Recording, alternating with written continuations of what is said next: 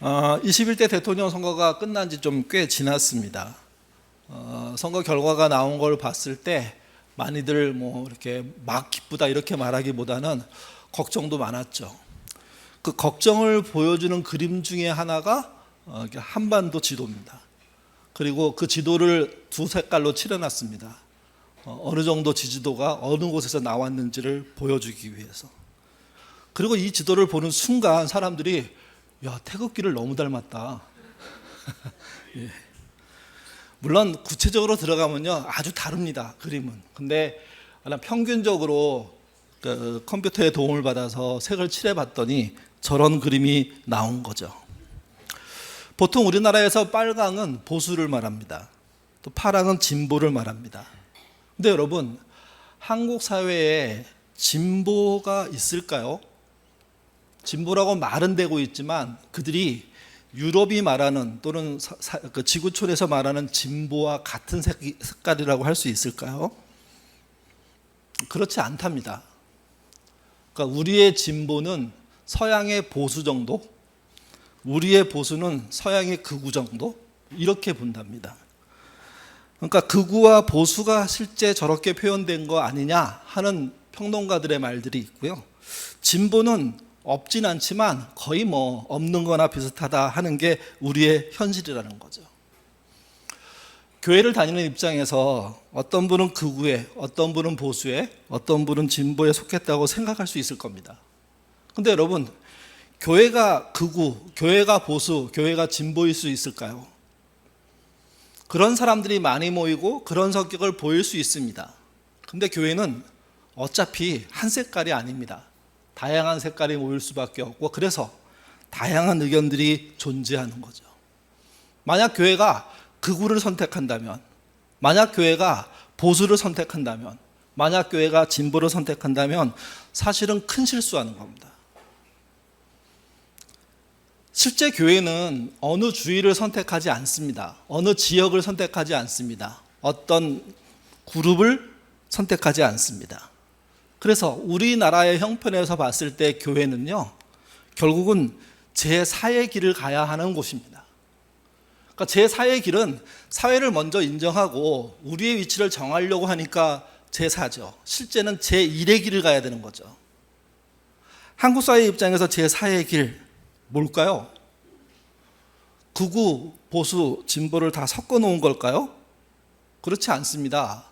제4의 길은요, 성경 처음부터 마지막 장까지 지속적으로 다양하게 엄청난 양의 제4의 길이 나옵니다.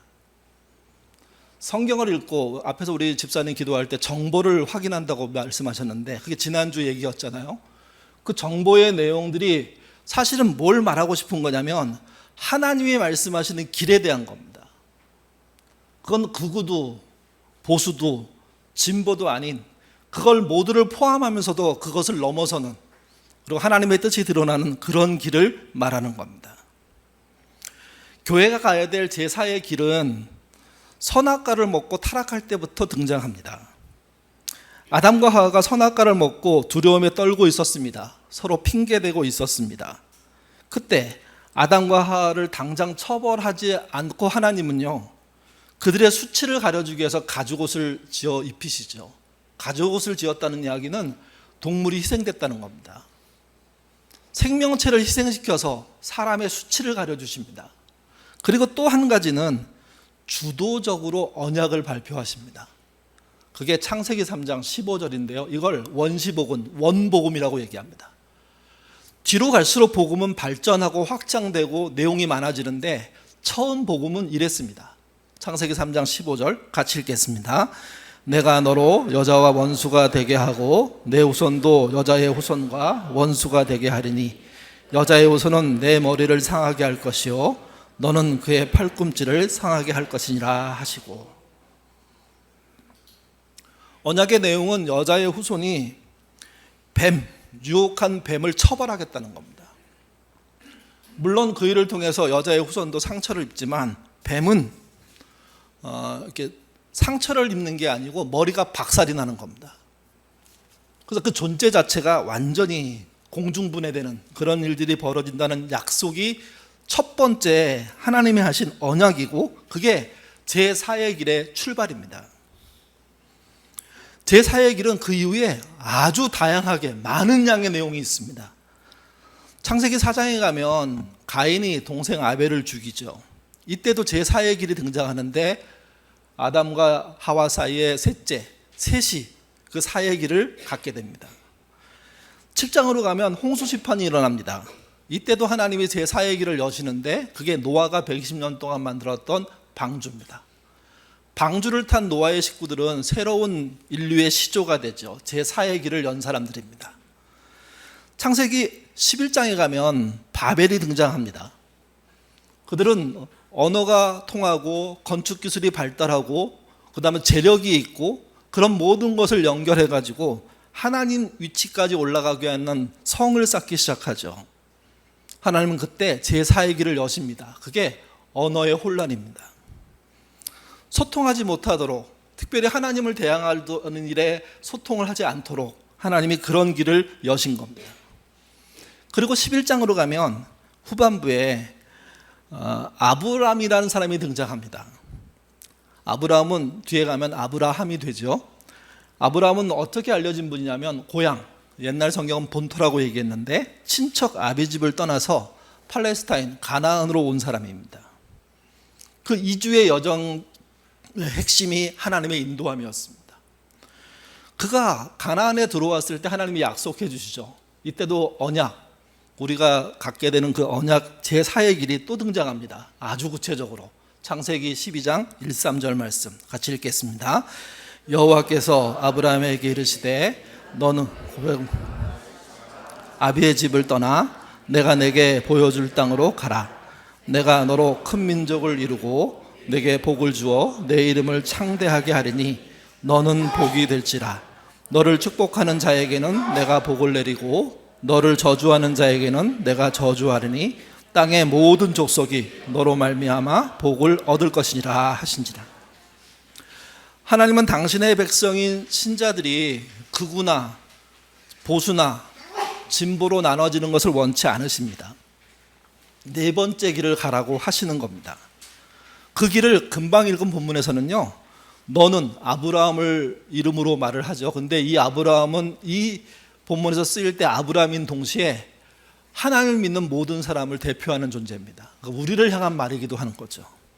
뭐라고 얘기했냐면 복의 근원이 되라고 얘기합니다.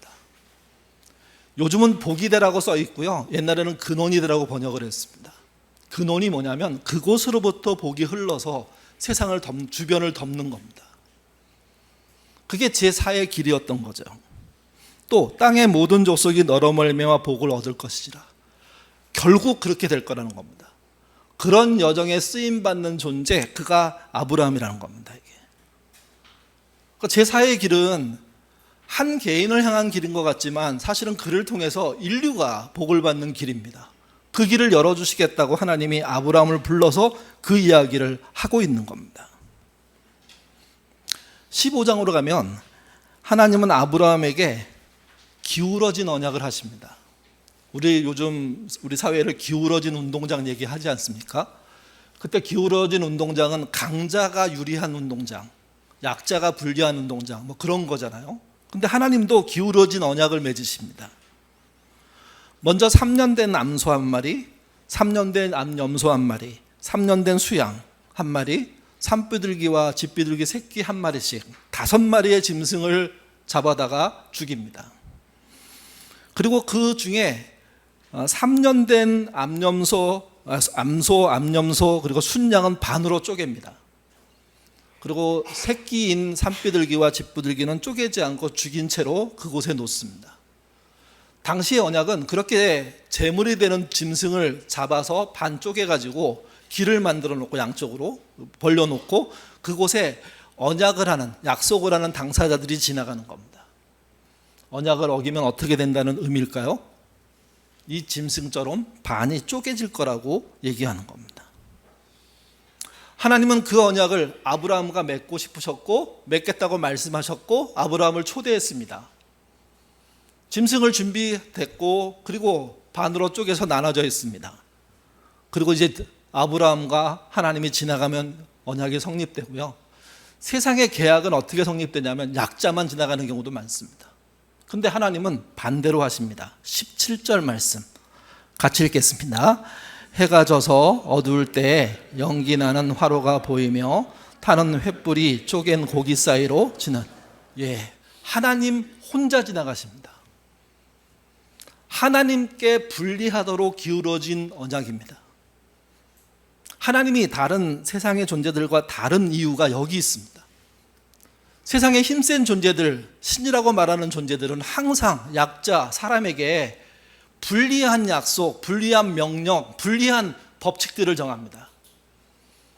그들은 기울어진 곳에서 신의 마음에 들기 위해서 악착같이 싸우고 승리하고, 그래서 챙긴 것을 그들의 신에게 드리는 방식인데, 우리가 믿는 여호와 하나님은 그런 분이 아니라는 겁니다. 자신이 기울어진 끄트머리에 있고 자신의 반대편에 유리한 곳에 자신의 백성이 있게 하는, 그리고 그런 상태에서 자기만 책임지는 언약을 맺는 존재, 그분이 하나님이라는 거죠. 그래서 그분은 약자의 하나님이시고, 전쟁에서 승리한 자가 아니라 패배한 자를 보호하시는 분이시고, 아니 전쟁이 일어나지 않도록 막으시려고 하시는 하나님이시며, 약자들이 살 수 있는 세상이 있다면 자기를 희생시켜서 그런 길을 만들어가는 분이죠. 그래서 그분은 이 땅에 존재하는 1, 2, 3길을 가지 않고 4길을 가시는 분인 겁니다. 제 네 번째 길, 그분은 거길 가십니다. 그리고 그곳에서 기꺼이 손해보십니다. 손해를 혼자 감당하겠다고 선언해버리십니다. 그게 창세기 15장에 하나님이 보여주신 네 번째 길입니다. 그리고 17장으로 가면 아브라함, 그 이름을 개명하십니다. 고대사의 이름은요, 그 사람의 미래를 담겨놓은 그런 것이라고 볼 수가 있습니다. 앞으로 이 사람이 어떤 길로 어떻게 갈지 그의 부모가 소원을 담은 거죠. 그 이름을 하나님이 바꾸십니다. 17장 5절 말씀 같이 읽겠습니다. 이제 후로는 내 이름을 아브라함이라 하지 않으려고 아브라함이라 하리니 이는 내가 너를 여러 민족의 아버지가 되게. 언약의 책임을 혼자 지시는 하나님은 아브라함의 이름 자체를 바꾸시면서 아브라함의 미래를 바꾸십니다. 아브람, 그 아브라함이란 뜻은요, 높은 아버지, 추앙받는 아버지. 좋게 말하면 그런 뜻이고, 좀 나쁘게 말하면 지배하는 아버지, 군림하는 아버지, 가부장적인 모습의 어떤 극치를 표현할 수도 있습니다. 그러니까 인간적으로는 아버지라는 존재가 그 당시에 가장 강력한 존재였으니까 가장 우대받을 수 있는 인간적인 표현을 집대성해 놓은 겁니다. 그런데 하나님은 그 아브라함의 이름을 아브라함으로 바꾸십니다. 그 뜻은 이렇습니다. 여러 나라의 아버지, 여러 민족의 시조란 뜻입니다. 군림하는 분이 아니라 시작하는 분, 지배하는 분이 아니라 출발시키는 존재, 하나의 주인이 아니, 하나의 민족이 아니라 여러 민족을 동시다발적으로, 그래서 이 땅에 많은 사람이 편만하게 흩어져서 자기의 민족을 이루고 살 수 있도록 하는 그런 모습의 출발. 아브라함은 하나님 때문에 인간적인 우월자에서 보편적인 많은 사람을 섬겨내는 존재로 거듭나게 되는 겁니다. 그게 하나님의 일방적인 언약을 통해서 이루어진 거죠. 그리고 그 언약의 내용은 실제 계명입니다. 이름을 바꿔주심으로 그가 살 수 있는 미래를 바꿔주시는 분이라는 거죠. 이런 적용은요, 아브라함에게만 해당되는 게 아닙니다. 신자 모두에게 해당되는 겁니다. 신자인 하나님을 믿는 신자들은 어떻게 계명할까요? 그게 오늘 본문에 등장하는 성도란 말 속에 있습니다. 신구약 전체를 따져서 신자를 부르는 말, 그 신자를 계명한 말은 성도로 표현되고요. 오늘 본문인 고린도전서 6장에서도 이 책망 만든 고린도 교인들에게 원래 가져야 될 호칭을 다시 살려주는 일을 바울이 하면서 설명합니다. 같이 보시죠. 고린도전서 6장 1절에서 3절 말씀입니다. 너희 중에 누가 다른 이와 더불어 다툼이 있는데 구태여 불의한 자들 앞에서 고발하고 성도 앞에서 하지 아니하냐. 성도가 세상을 판단할 것을 너희가 알지 못하느냐. 세상도 너희에게 판단을 받겠거늘 지극히 작은 일을 판단하기를 감당하지 못하겠느냐. 우리가 천사를 판단하는 것을 너희가 알지 못하느냐. 그러하거든 하물며 세상이라. 성도란 말의 의미는 구약성경 많은 곳에 설명되어 있습니다. 그 성도란 존재는 어떤 존재이냐? 오늘 본문에서 설명하는 건 무엇이냐면요, 세상을 심판하는 자리에 가는 존재라는 뜻이고요, 또 하나는 천사까지도 재판할 수 있는 존재로 가게 돼 있다고 이미 구약에 또 신약에도 말해놓은 존재라는 거죠. 근데 그런 존재가 모인 교회가 세상 문화 속에 휩쓸려 끌려다니고 있는 겁니다. 한쪽에서는 파벌 싸움으로 분열이 일어나고, 한쪽에서는 가족 안에 음행이 일어나고, 한쪽 안에서는 힘센 교우가 힘약한 교우를 사회법정에 고발해서 그래서 어려움을 당하게 만드는 그런 일들이 벌어지는 거죠. 바울은 참을 수가 없었고 분노하면서 천사를 판단하고 세상을 판단할 자격이 있는 성도인 너희가 왜 이렇게 말도 안 되는 일을 하고 있느냐, 왜 제 사의 길을 포기하고 있느냐 하고 지금 화를 내고 있는 겁니다. 싸울 태세로 지금 덤벼들고 있는 겁니다. 여러분, 신자의 기본적인 계명은 성도입니다. 거룩한 백성이라는 뜻이죠. 그 거룩한 백성은 세상에 끌려다니고 세상에서 눈치 보고 세상에서 기회를 탐내는 존재가 아니라 세상을 심판할 존재로 서게 될 거라는 거죠. 그러면 거기에 준하는 자존심, 거기에 준하는 의식, 거기에 준하는 정보력, 거기에 준하는 판단의 능력, 그리고 그걸 통해서 선을 이루는 힘들 갖고 있어야 된다는 겁니다. 근데 그게 아니라 나는 우파, 나는 좌파 이렇게 나눠져 있고, 나는 극우, 나는 보수, 나는 진보, 여기 안에 갇혀 있다는 겁니다. 아닙니다. 제 사의 길로 나가야 됩니다. 그 길에 대한 정보를 배워야 되고, 그래서 절대로 극우가 되면 안 되고 절대로 진보 보수로 구분되는 정도에서 끝나서는 안 되는 겁니다. 성도로서의 자존감을 가져야 되고 정체성을 가져야 되는 거죠. 바울은 6장 1~3절에서 성도의 정체성으로 왜 못 나가냐고 말하면서 그렇게 나가면 어떤 일이 또 벌어지는지 하나를 더 얘기합니다. 그게 6장 19절에서 20절입니다. 읽겠습니다. 너희의 몸은 너희가 하나님께로부터 받은 바 너희 가운데 계신 성령의 전인 줄을 알지 못하느냐. 너희는 너희 자신이 것이 아니라 값으로 산 것이 되었으니 그런즉 너희 몸으로 하나님께 영광을. 성도인 신자는 일상과 또 주일 상관없이 삶 속에서 성령이 임하는 성전이라는 겁니다.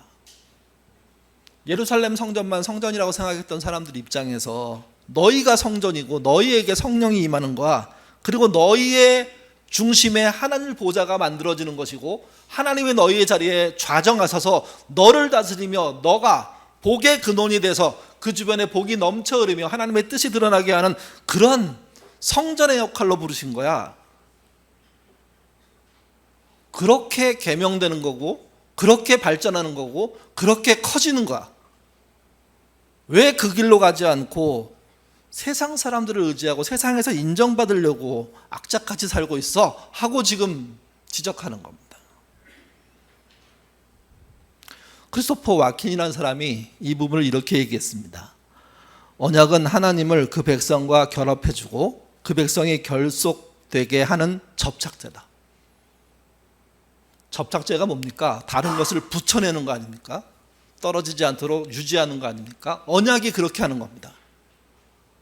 왜 접착제냐? 언약은 똑같은 게 반복되지 않고 계속 추가되고 있습니다. 계속 넓어지고 있습니다. 처음에는 수치를 가려주는 가죽옷이었고, 처음에는 인간관계 속에 파괴되는 현장을 따둑거리는 모습으로서 등장했던 그것이 시간이 점점 흐르면서 성전이 되고 하나님을 모시며 성령이 임하는 곳으로 지금 확대되고 있습니다. 접착제의 능력이 점점 커지면서 하나님이 주시는 그런 신자의 모습이 점점 단단하게 크게 만들어지고 있는 겁니다. 우리는 그런 신앙을 가져야 됩니다. 언약을 얘기할 때 혼란스러운 말 한 가지가 있는데 그건 계약이란 말입니다. 그래서 계약과 언약을 좀 비교해 보겠습니다. 계약은요, 세상살이에 필요한 것을 사람들끼리 맺는 협정을 말하죠. 그리고 계약은 사람이 깰 수 있습니다. 물론 깬 것에 대한 책임을 져야 되겠죠. 언약은요, 하나님과 사람이 맺는 구속적인 구속력을 갖고 있는 관계를 말합니다. 그러니까 계약은 협정, 계약서가 중요하다면 언약은요, 하나님과 우리의 관계가 중요한 겁니다. 언약의 내용이 사람마다 좀 다를 수도 있습니다. 상관없습니다. 하나님이 그 사람에게 맞출 거기 때문에, 기울어지게 하실 거기 때문에 그 관계를 세우는 거죠. 이게 중요한 건 이겁니다. 언약은요, 사람이 깨트릴 수가 없습니다. 계약은 사람이 파기할 수 있는데, 책임지면 되는데, 언약은 파기가 안 됩니다. 하나님이 파기하지 않는 한 파기라는 건 없습니다. 계약은 공정한 계약도 있지만 강자에게 유리한 계약이 일반적입니다. 언약은요, 공정한 적이 없습니다. 하나님이 전적으로 희생당하는 겁니다. 손해보는 겁니다. 약자가 유리한 겁니다. 사람이 유리한 자리에 서는 겁니다. 하나님은 그 불리함에 대해서, 기울어진 언약에 대해서 속상해하지 않으십니다. 기꺼이 그렇게 체결하십니다. 사람을 위해서. 계약은요, 지키지 않거나 지키지 못하는 사람에게 불리익이 되죠. 언약은요, 지키지 못했을 때 단 한 번에 하나님은 포기하거나 언약을 엎어버리지 않으십니다. 다시 기회를 주십니다. 심지어 성경에서는요, 무수히 반복된다고 얘기합니다. 물론 이 말은 끝이 없다는 뜻은 아닙니다. 끝은 있습니다. 그러나 수많은 갱신과 수많은 기회를 주시고 그 언약을 어떻게 하면 그 사람이 받아들일 수 있는가 길을 찾는 분이 하나님이시라는 겁니다. 계약은요, 당사자만 책임지면 됩니다. 언약은요, 하나님이 모든 인류를 사랑하셔서 희생함으로 책임지십니다. 사람이 실패했는데 하나님이 책임지신다는 겁니다. 또 계약은요, 성과를 내기 위해서, 그 성과가 뭡니까? 결국은 결과물인데 돈, 땅, 승리, 위치 여러 가지가 되겠죠. 그러니까 성과가 계약의 특징이라면 언약은 관계가 특징입니다. 관계의 유지, 개발, 확대가 중요한 거죠. 하나님은 이 일을 통해서요, 사람의 측량하기 어려운 감정의 노동을 하십니다. 수백 년, 수천 년 동안 기다리십니다. 그 수고는 사람이 감당할 수 없을 정도의 크기입니다. 계약은 등가성의 논리를 따릅니다. 비슷한 것을 주고받아야 됩니다. 악화되면 눈에는 눈, 이에는 이, 손에는 손, 발에는 발, 목숨에는 목숨, 이런 식으로 보복이 들어갑니다. 언약은요, 초풍요 논리라고 합니다. 하나님이 후하고 은혜로우며 애정어린 선물을 쏟아붓는 겁니다. 사람인 우리는 하나님이 아끼지 않는 헌신을 보게 되는 것이고 넉넉한 선물에 어쩔 줄 모르게 되는 상황으로 들어가는 겁니다. 그게 언약이고 그게 네 번째 길인 겁니다. 바울은 하나님께서 일방적으로 언약하고 특별히 예수 그리스도의 십자가의 대속의 은혜를 통해서 그 당시의 사람들을 몰리고 고린도 교인들에게 정말 새로운 삶을 주셨다고 얘기하죠. 그 얘기하는 그 내용을 통해서 이렇게 그들에게 도전합니다. 같이 보시죠. 고린도전서 7장 22절에서 24절입니다. 읽겠습니다. 주 안에서 부르심을 받은 자는 종이라도 주께 속한 자유인이요 또 그와 같이 자유인으로 있을 때 부르심을 받은 자는 그리스도의 종이니라. 너희가 값으로 사신 것이니 사람의 종이 되지 말라. 형제들아, 너희가 각각 부르심 받은 대로 하나님께 함께 거하라. 예. 그리스도의 부름받은 종이라고 얘기합니다. 이때 종은 노예란 뜻인 동시에 그분만 섬겨야 살 수 있는 존재란 의미입니다. 근데 그 일로 누구를 불렀냐? 수많은 그리스도 신자들을 부르셨다는 거죠. 그리고 그들에게 기울어진 운동장으로서 손해보시면서 믿을 수 있는 길들을 어마어마하게 열어가고 있다. 그리고 그들을 계명시켰는데 그들이 성도이고 그리고 성령의 전이며 그리고 부르심을 입은 자들이라고 부르는 겁니다. 고린도 교인이 그런 것처럼 우리도 동일합니다. 고린도 교인만 그렇게 부른 게 아니라 우리도 동일하게 부른 겁니다. 두 가지로 얘기할 수 있는데, 하나는요, 제4의 길로 부르셨습니다.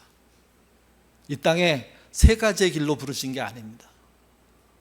또 한 가지는 그 부르심을 통해서 하나님이 하시고자 하는 것은 그리스도를 섬기는 자로서 이 땅에 살기를 원하시는 겁니다.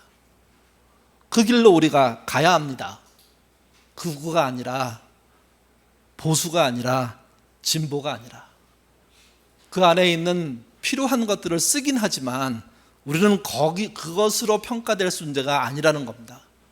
예수 그리스도 하나님 아버지의 백성으로서 이 땅에 그분의 뜻과 은혜를 펼치는 자로서 살아야 될 때, 공의로운 개인과 정의로운 사회를 만들 때, 그런 삶의 내용들을 가질 때 진짜 그리스도인이 되는 거죠. 오늘 본문의 고린도 교인들은요, 그렇지 못했습니다. 그래서 욕을 먹고 바울이 화를 내는 겁니다. 지금 하는 예화는 어떤 목적을 가지고 만든 예화 같습니다. 실제 경험한 게 아니라, 어떤 신자가 천국을 탐방했답니다. 안내하는 천사를 따라 이곳저곳 다닙니다. 한쪽 구석에 사람의 혀가 산더미처럼 쌓여 있습니다. 깜짝 놀라서 천사에게 물었습니다. 이 혀는 뭐냐고. 그랬더니 천사가 대답했습니다. 여러분, 그 혀는 뭘까요? 천사는 목사들의 혀입니다 라고 얘기했습니다. 웃으시면 좀 이따 후회할 건데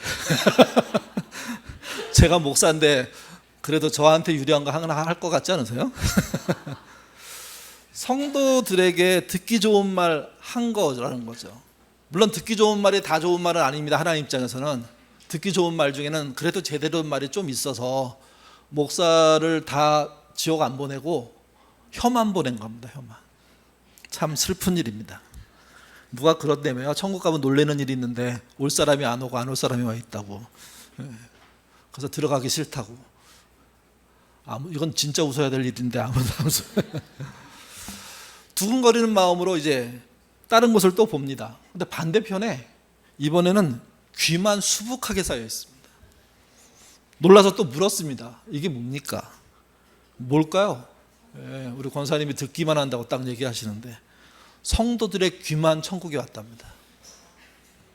목사들의 듣기 좋은 말을 듣고 그 중에 나름 조금 이렇게 제대로 걸러서 들을 줄 한 귀만. 혀만 왔다, 귀만 왔다는 얘기는 뭘까요? 듣기는 듣고 확인은 했는데 삶으로는 이어지지 않았다는 거죠.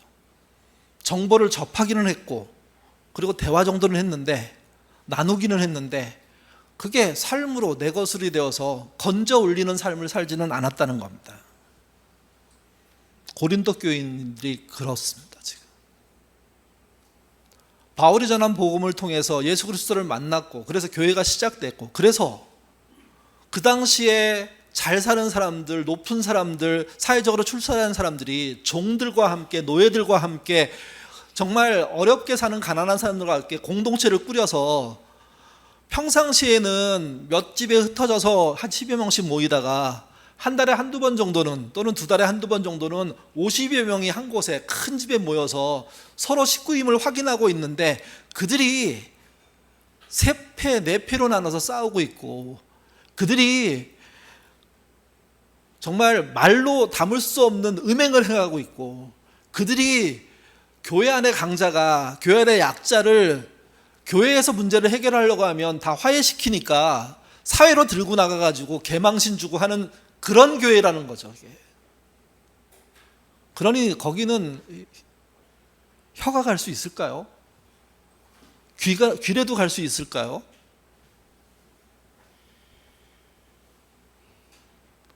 교회가 교회되지 못하고, 신자가 신자되지 못하고, 성도가 아니고 성령의 전이 안 되면 공의로운 개인과 정의로운 사회를 못 만드는 삶을 살면 결국 그들에게 천국은 없어지는 것과 같다는 겁니다. 물론 하나님은 그래도 끝까지 시도하실 겁니다. 기회를 주려고. 여러분, 성경 안에는요, 고린도 교인들만 있는 게 아닙니다. 성경에서 가장 큰 어려움을 당했던 욥도 존재하죠. 그는 많은 어려움 속에서도 제4의 길을 끊임없이 추구합니다. 욥의 이야기 중간 정도의 23장인데 거기에 너무 놀라운 이야기를 합니다. 자기의 동료들, 선후배들한테 집요하게 너 잘못했는데 회개해라. 저는 잘 모르겠습니다, 형님. 친구, 나는 그런 사람이 아니야. 후배, 나는 그런 존재가 아니야. 그것이 아니라 다른 문제를 갖고 있어 하는, 아무리 설명해도 오해를 하고 있는, 그래서 공격받고 있는 그가 일순간 뭔가 정리된 듯이 이렇게 얘기합니다. 같이 보시죠. 욥기 23편 10절에서 12절입니다. 읽겠습니다. 그러나 내가 길을 걸으시나니 그가 나를 단련하신 후에 내가 순금같이 되어 나오리라. 내 발이 그의 걸음을 바로 따랐으며 내가 그의 길을 척여 치우치지 아니하였고 내가 그의 입술의 명령을 어기지 아니하였고 정한 음식보다 그의 입의 말씀을 귀하게 여겼도다. 수많은 공격과 질병과 가게가 무너지고 자녀가 죽고 환란이 닥치고 친구들이 따와서 계속 따지고 똑똑한 후배 하나가 나타나더니 아주 개망신을 주는 상황 속에 있는 그가, 근데 너희들이 말한 그게 내 문제가 아니야. 내가 이 길을 어떻게 해석할지는 모르겠지만 나는 이 길에 대한 안내는 그분만 하신다고 생각해. 그리고 그분이 내놓은 그 길을 따라갈 거야. 그러면 나는 단련될 것이고 후에 순금, 옛날 성경에는 정금이라고 표현했습니다. 정금같이 내가 되어 나올 것을 기대해. 얼마나 놀라운 신앙이고 뭘 붙잡아야 되는지 아는 신앙 아닐까요? 우리의 신앙이 그래야 됩니다. 고린도 교회처럼 세상에 휩쓸려서 세상 유행 속에 나는 극우야, 나는 진보야, 나는 보수야, 이런 식의 판단으로 매몰되어 있는 존재가 아니라 나는 세상에 있는 많은 길들이 있지만 그분의 말씀을 따라갈 거야. 그분의 길로 따라갈 거야. 그분이 만드시는 정금이 되는 길이 있다면 쫓아갈 거야.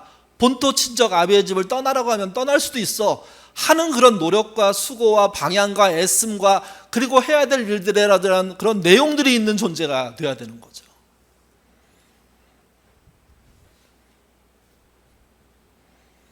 하나님은 아브라함이 어떻게 살지 아셨습니다. 그래서 이름을 바꾸신 것 같습니다.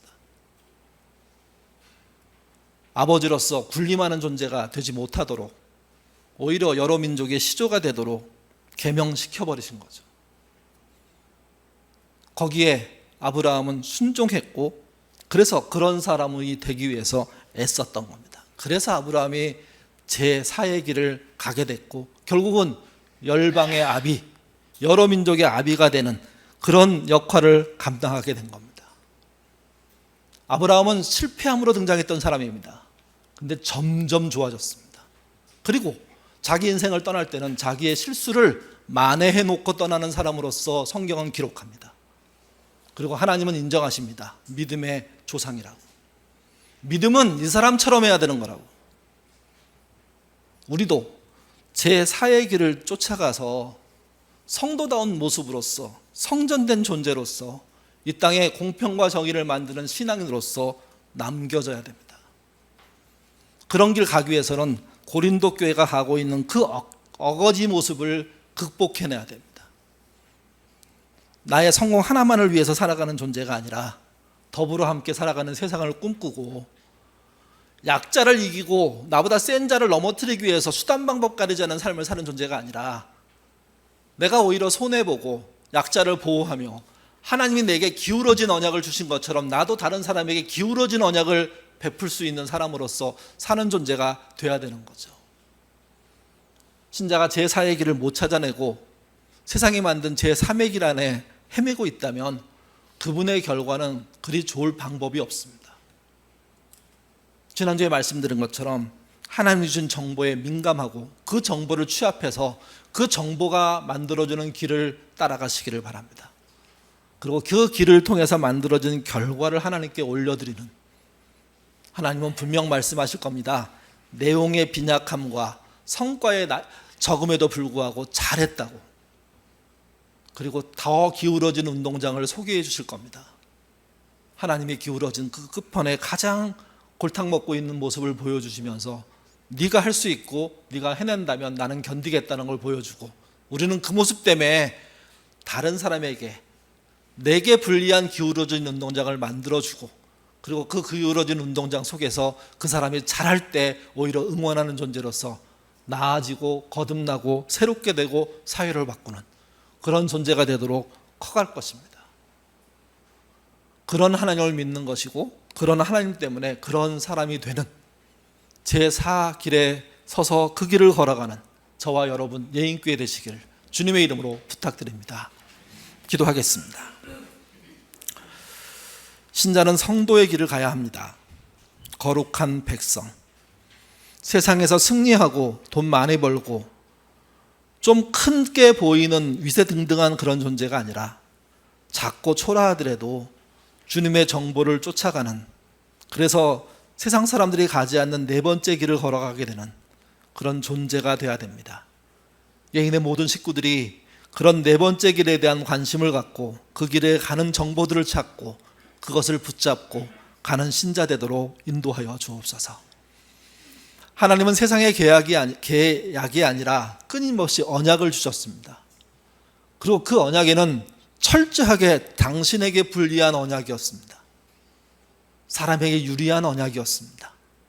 당신은 손해보고 애써야 되는 언약이었고, 사람은 그 은혜를 쫓아 믿기만 하면, 따라가기만 하면, 그러면 새로운 세상이 열리는 놀라운 그런 언약이었습니다. 그렇게 하나님이 우리를 살리기 위해서 애썼던 그 모습들을 우리가 제대로 아는 신자가 되어야 되는데, 우리는 여전히 그 은혜는 잊어버리고 세상에 사람들의 탐욕에 찌든 그 모습에 내 손과 발을 얹고, 그리고 그걸 통해서 이 땅에서 무언가를 얻어내게 하려고 살고 있습니다. 주님, 우리가 주님이 스스로 기울어진 언약의 운동장을 만드신 그 현장을 바라볼 줄 알게 하시고, 그분의 고난과 그분의 정말 수많은 고통들을 조금이라도 이해한다면 그 모습을 본받고 우리도 우리의 삶 속에 남들이 좀 더 유리하고 내가 좀 더 불리한 상황들을 만들 줄 아는 그런 그릇 넓은 신자 될 수 있도록 인도하여 주옵소서.